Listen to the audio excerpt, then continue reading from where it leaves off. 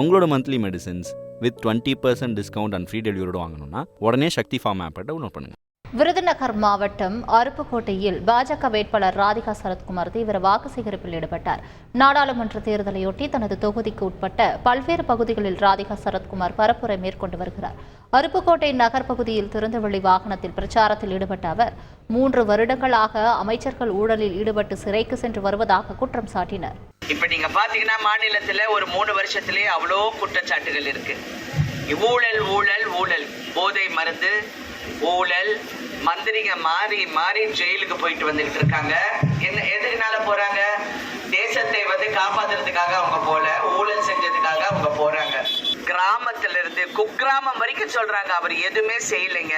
இங்க பாருங்க, இது இப்படி இருக்கு, ரோடு இப்படி இருக்கு, அப்படி இருக்கு. இப்ப இங்கே நிறைய பிரச்சனைகள் இந்த தொகுதியில இருக்கிறது. செய்வேன், நான் செய்கின்ற இடத்தில் இருக்கிறேன், செய்ய முடியுங்கிற ஒரு இடத்துல இருக்கிறேன். கண்டிப்பாக உங்களுக்கு நல்லது செய்யணுங்கிற ஒரு தலைவர், ஒரு பிரதமர் இருக்கிறார். உங்களோட monthly medicines with 20% discount and free டெலிவரியோட வாங்கணும்னா உடனே சக்தி ஃபார்ம் ஆப்பை டவுன்லோட் பண்ணுங்கள்.